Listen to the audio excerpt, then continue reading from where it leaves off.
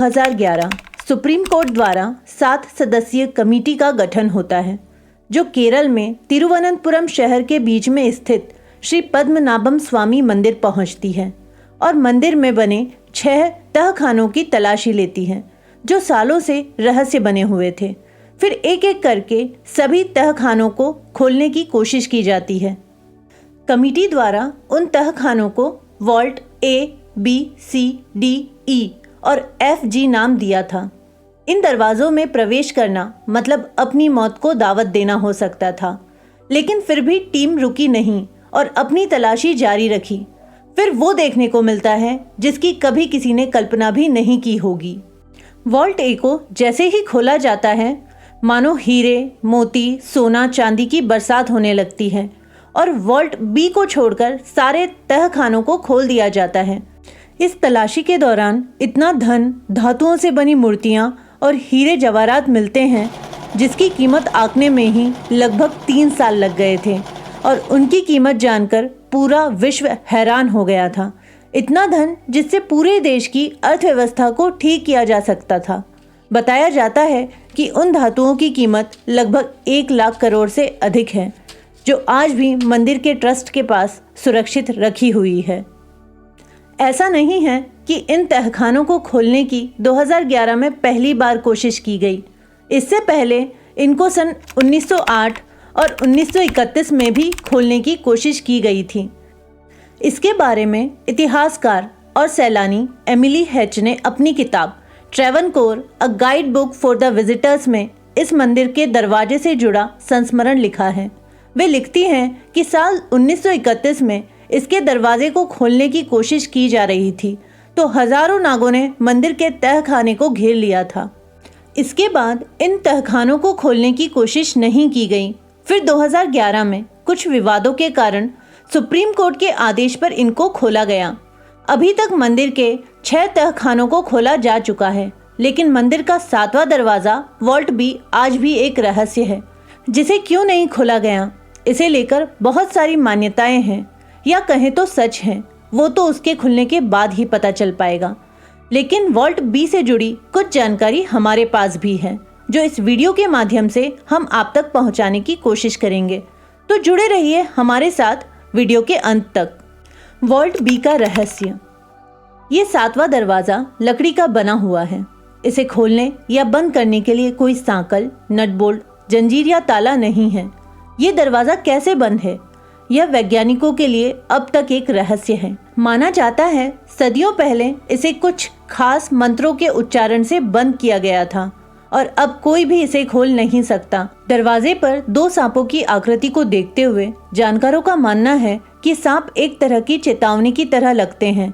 जो कोई भी दरवाजा खोलने की कोशिश करेगा वह निश्चित रूप से अपने विनाश की ओर बढ़ेगा और बिल्कुल वैसा ही हुआ था। 18 जुलाई 2011 को वकील टीपी सुंदर राजन, जिन्होंने तिजोरियों को खोलने में मदद की थी, बीमार पड़ गए और उनकी मृत्यु हो गई।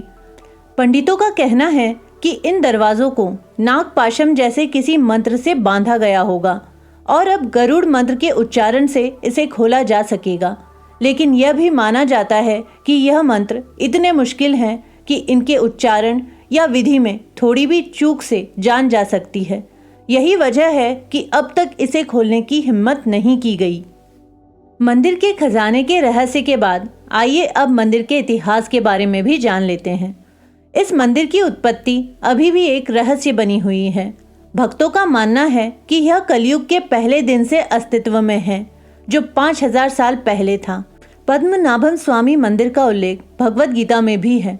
शास्त्र में कहा गया है कि भगवान कृष्ण के बड़े भाई बलराम मंदिर में आते थे, पद्म तीर्थम में स्नान करते थे और यहाँ देवता को प्रसाद भी चढ़ाते थे।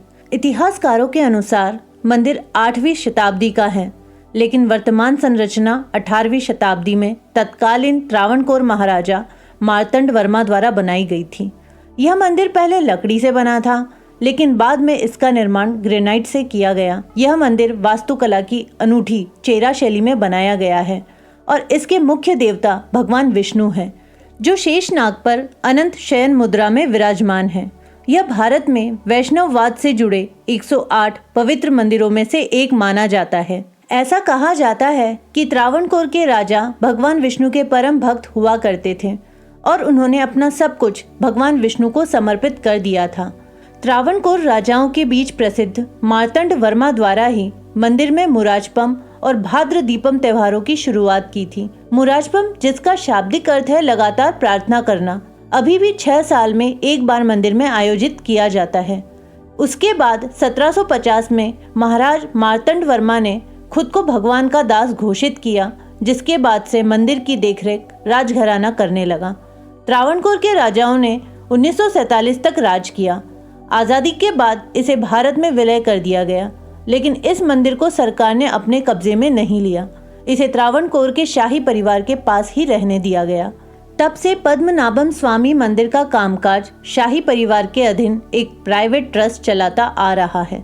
भगवान विष्णु की आकर्षक मूर्ति।